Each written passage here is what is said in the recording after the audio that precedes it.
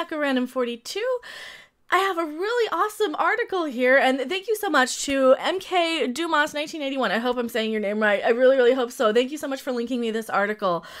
So absolutely shout out to you, and I always love it when you guys give me these articles because I love reading these for you guys. So it's a little bit of Star Trek Discovery news, and it is from our favorite adopted sister of Spock that we love to complain about, from actress Sonequa Martin-Green playing Michael Burnham. Let's just get right over into this article, shall we? All right, this is from TrekMovie.com. It came out a couple of days ago. But yeah, it's... Oh, Lord. Sonequa Martin-Green says, Star Trek Discovery will reveal why Spock never mentioned Michael. Well, I can tell you why right now. It's because Michael never existed. It is because this is all just being retconned to kind of name drop Spock and the Enterprise and Star Trek in Star Trek Discovery to get views. But, you know, what do I know? I'm only a Trek fan, so I'm only a Trek person. See, and why can't she smile on the show? She's so pretty. Why can't you smile on the show? I know you're playing a Vulcan, but you're not actually playing a Vulcan, you know? I know you probably think you are. You're playing a human with a katra of a Vulcan. Lighten up, Michael Burnham. Oh, Lord. After the Star Trek Discovery panel at New York Comic Con, Trek Movie had a chance to talk with the cast and executive producer at roundtable interviews in the press room, where they elaborated on some of what they'd said in the panel about the character arcs for both new and returning characters and stories coming in Season 2.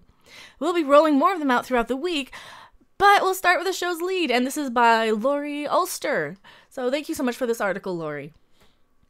Sonequa Martin-Green playing Michael Burnham hit the roundtable interview solo and talked about plans for her character Michael Burnham, the introduction of Spock, as well as her overall sense of where the new season is headed. Watch the full video below the interview.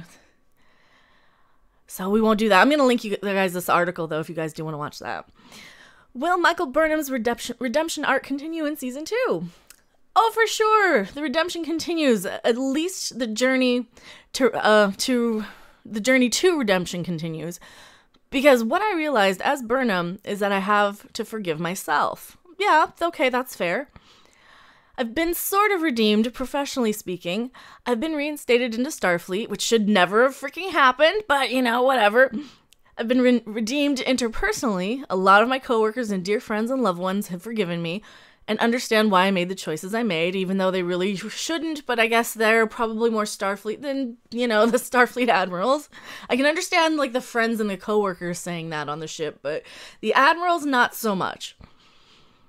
Though they weren't the right ones, but I do definitely have to forgive myself, and I carry a lot of guilt as Burnham. And as you should. I mean, you murdered, you got 8,000 people murdered in this whole Klingork war?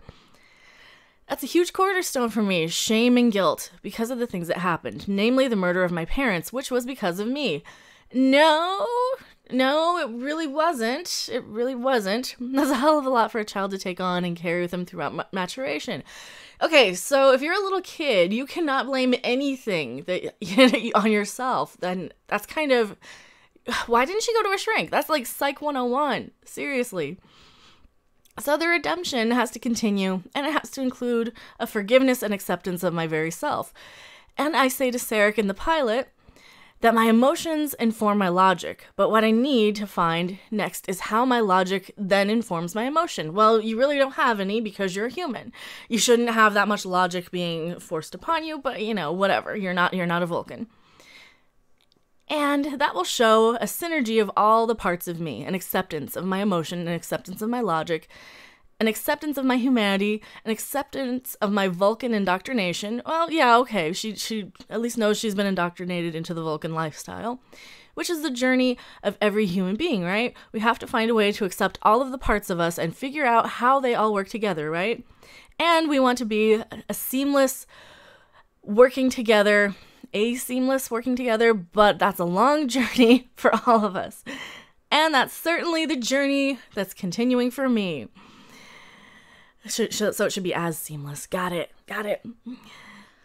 Oh god, the season finale, will you take my hand and wipe my ass with it? No, I don't like that episode. That episode was terrible. I don't want to see that picture. This is the episode, I haven't gotten to review this episode yet. This is the episode where she basically interrupts the Admiral in the middle of a speech and starts lecturing everybody about what it is to be Starfleet. How would you define Burnham's relationship with Spock? Complicated, difficult, strenuous. We don't shy away from that either, which I love. And season 2 has said in the panel just now, or as I have said in the panel just now, is deeply emotional. And I pray and hope that people can go on the journey with us wholeheartedly because it will wrench your heart. Oh, it'll wrench something all right for me. Because it is so deeply emotional. And of course, as we saw in the trailer, that wonderful trailer. Oh, no, this is where I gotta stop you. That trailer was terrible. Oh, Lord. It has a lot of action, but this season digs down to a deeper emotional level than season 1 did. I just want good writing. We don't need all this emotional drama crap. Just give us some good science fiction writing and some good stories with, logical interactions between our characters. Don't none of this drama for the sake of drama, and this is what I'm fearing. I'm hoping the people just grit their teeth and are at the edge of their seats and take it in. Yeah, not with the writing that you guys have in Discovery. I'm sorry, every little plot twist was pretty much something that a lot of us fans predicted. Or our anti-fans, as it were. Are we going to find out why Spock has never told anyone about Michael? Oh, we can tell you that. It's because they're retconning the entire thing.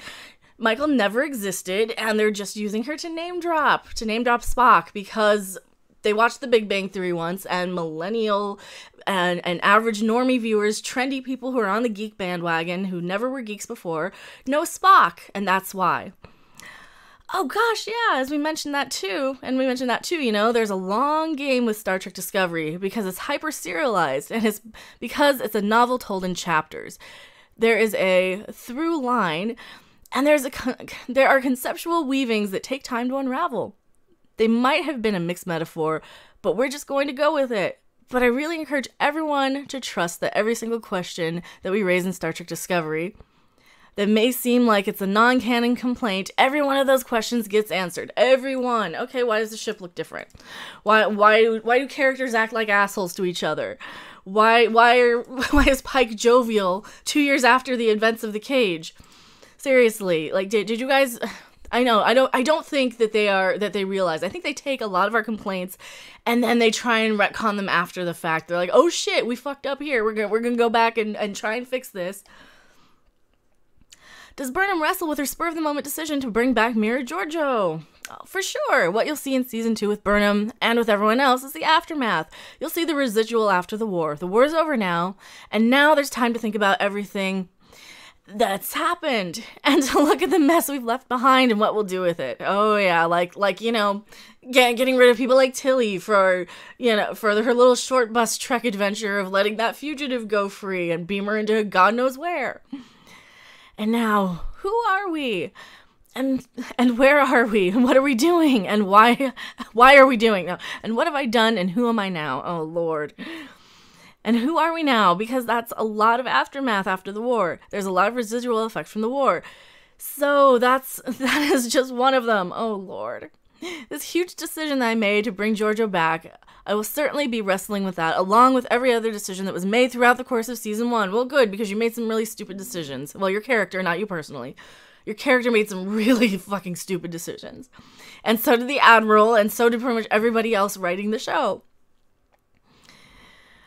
Are you having fun working with Michelle Yeoh again? Yes, oh my gosh, we're just so happy to have her. I mean, she's a living legend. To have her is incredible, so we take as much as we can get. And she's a decent enough actress. There's so many really good actors on this show, and it really is heartbreaking that we have bad Trek.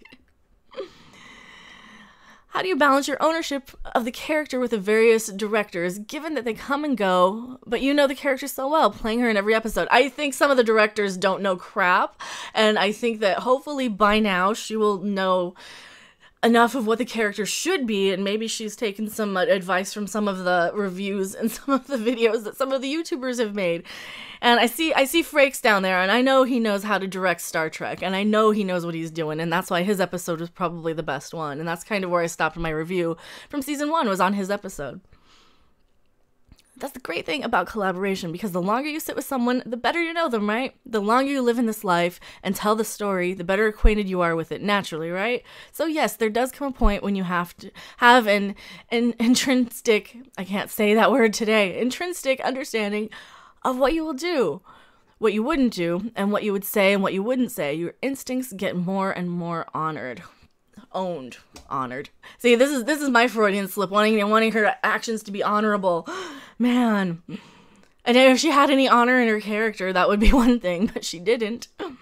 I, for one, take the director's vision very seriously, and you probably shouldn't. You probably should have really developed your character beforehand, but what do I know? I'm not an actor. I take the words on the page very seriously. That you shouldn't. You should have said, sonar doesn't work in space. You should have just Googled it, whip out your cell phone, Google it. You should have not taken the words seriously and not just blindly followed them. And this is part of the problem, is the actors blindly follow what's on the page.